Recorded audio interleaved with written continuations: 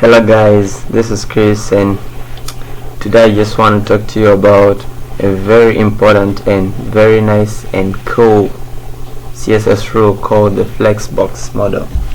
So this video is designed totally for beginners, so if you are a little bit advanced and you know more about flexbox, maybe this couldn't be a thing for you, but you could also stay around. Revision is nice. So flexbox is just something cool that has been brought about to make life easier for you, like for example spacing items, aligning items in a very cool and simple way. So let's get started. I'm Christopher Kagwa, and before we go into flexbox, there are a very few important rules we are going to cover, and this is totally for beginners, as I said. So once you know these three items: justifying content, aligning items, and flex direction, once you know these three, you can start enjoying the goodness and benefits of flexbox model. So now, without any more slides, let's get started. Okay, first off, the visual. Before you get into this tutorial, I expect you to have some prior knowledge about HTML and CSS. So you don't have to be advanced, you just have to know how the thing works. So I'm having a folder called flexbox. I have opened it with Visual Studio Code. You can do that too. Feel free to use any text editor. You can use Sublime or anything, but Visual Code is what I'm going to use. So first off, I'll create an HTML file, call it flex.html. Quickly I will create a boilerplate exclamation mark and enter. Boom, we have it. Now quickly let me also create a CSS file, external CSS, to be more organized. Flex.css, and I'll link this in a second. So come to my head, link. I'm linking CSS, and it's flex.css. Boom, this is all. Now first thing is I need to open this in the browser, so I'm going to be using live server, but you can use whatever. So I'm using live server to open this in Chrome. Yeah, you can see it's flex.html. It has been opened. So this live server, I'll not need to refresh my browser in order to see the changes I've made. That's the niceness about it. So first thing is let's understand how we can use the flexbox model. Flexbox normally applies on containers. Now, like for example, think of, let me have a button here, a button called login. Think of it if someone asked you to get this button right up to the middle of here, just exactly in the middle of the page, what would you do? So first thing, normally maybe a few of you could try something like this. Come to your CSS, say button, then give it a margin of margin top of 300 pixels, margin top of 300 pixels, something like 300 pixels. Then come and say margin right or margin left 200 pixels. Fine. With a lot of hard work and accurate measurements, you can get this button over here to the center. But this is not reliable, as you're trying to force it. It will always never be in the center because we have devices of different widths. But think of something like this. I can put this in a flex container, something like a div. So say div, create a div, then put this button inside this div. So so in order to be able to style this in CSS, I'll need to give it an ID. Give it an ID of my flex container or flex container. So I'll use this in my CSS by saying hash then flex container. Now first of all, we want to make this a flex container. To make it a flex container, all we need is give it one rule: display flex. Display flex. When I give it display flex, it has already become a flex container. So right now you can see that nothing has really happened, but with just a few more rules I can get what I want. First of all, I want to make sure that this button is exactly in the center of our page. So what I'm going to do is use a rule called justify content. So justify content, what it does is it gets all your flex items or the flex children. Now, like for example, excuse me, if I had two buttons in this div, there would be two flex children. So now by putting justify content center, it has got this right exactly in the middle of this div. So and it's super responsive. Even if I go on a lower screen device, it will still be in the center. Cool. If I want it at the right, I can just say justify content flex and there it will go at the end. So regardless of which screen or size I'm using, it will be at the end. So the task was to get it in the center. So center. Now it comes in the center, but remember I want it in the middle of the page.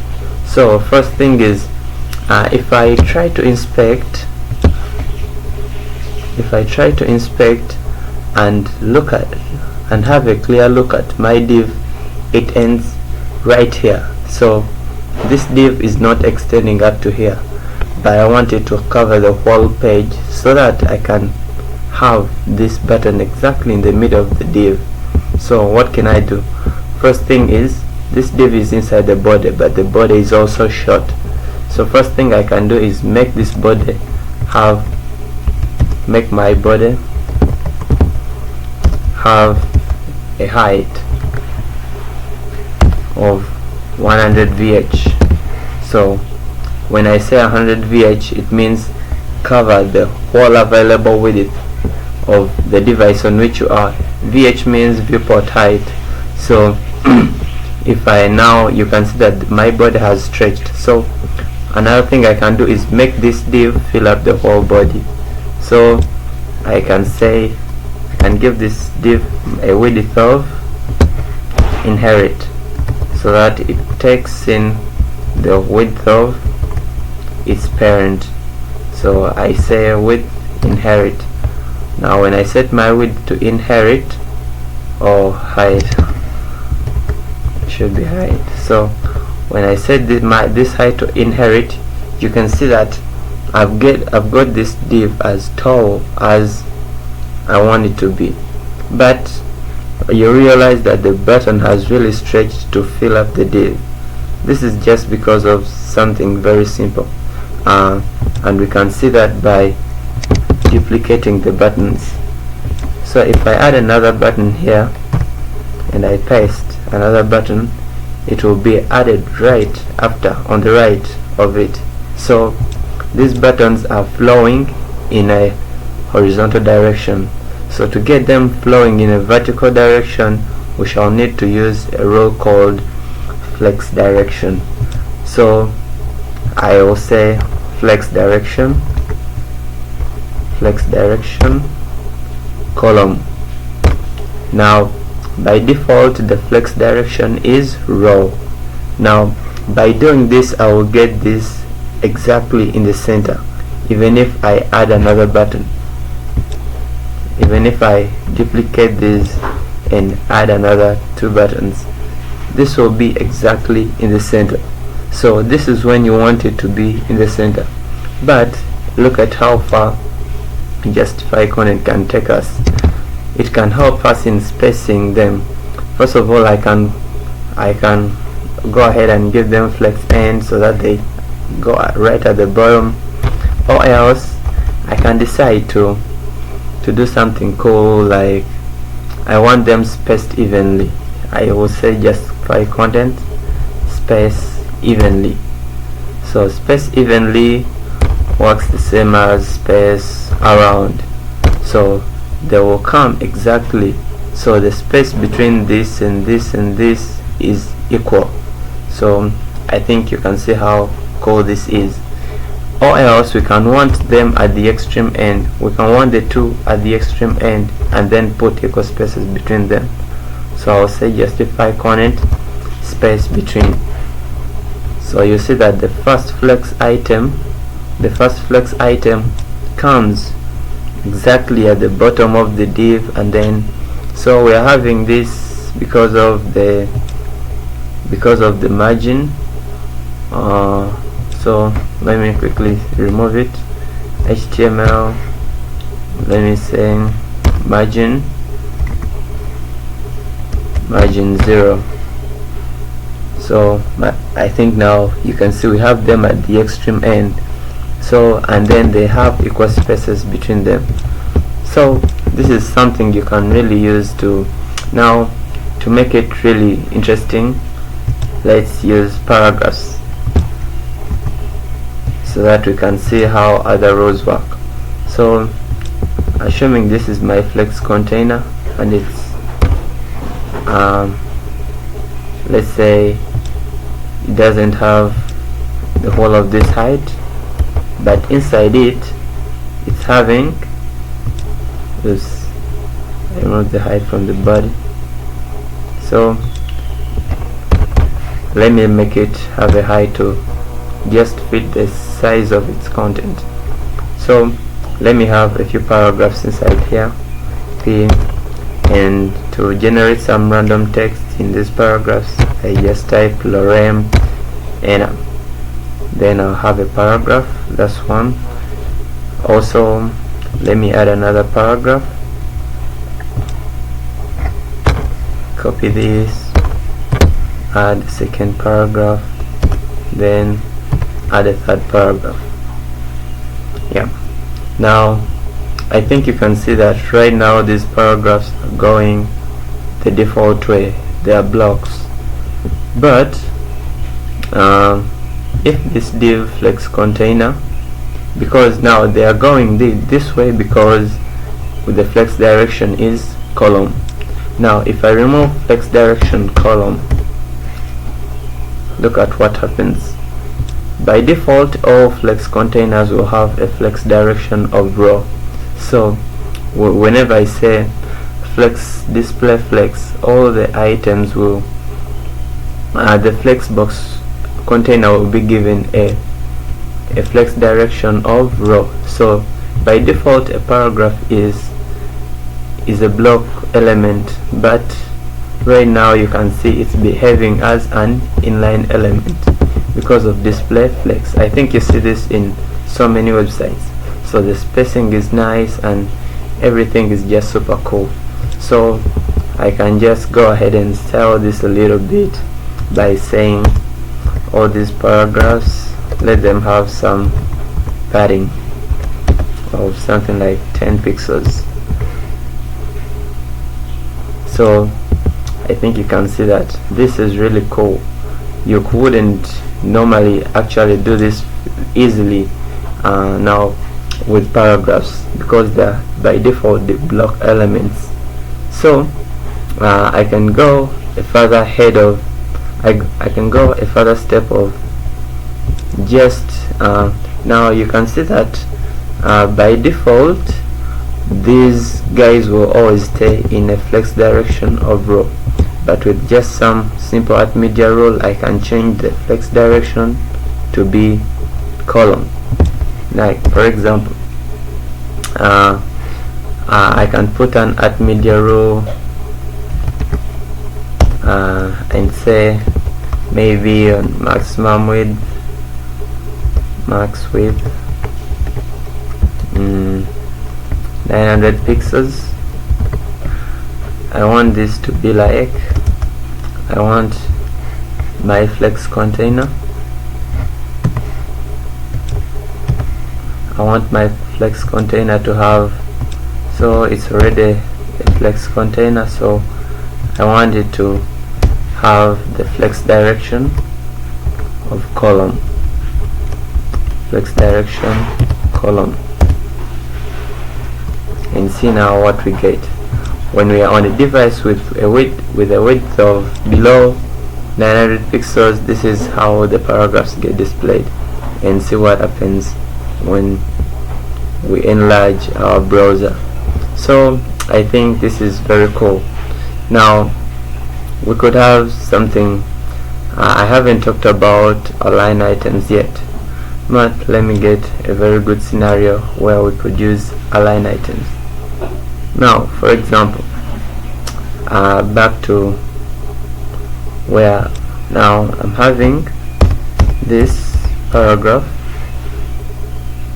I'm having only one paragraph in this, so let me first comment out this at media row for now.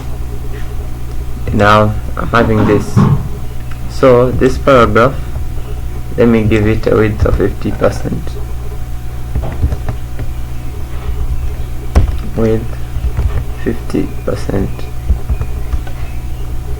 Now assuming my flex container, let me first give it a background of yellow. Wow, it looks cool. So, and then give it some height of 700 pixels. Oh, this is too much, let me use 500. Cool. And now I'm having this, so if I want to get this exactly in the center, first of all remember my paragraph is 50% of this, so if I try to use justify content center,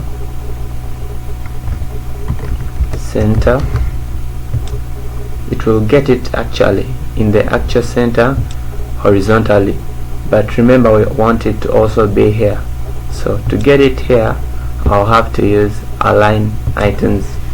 So you say align items center. When you say align items center, the contents will be brought right in the middle of the flex container. I think you find this cool. So I think we've achieved our today's objective of talking about flexbox model.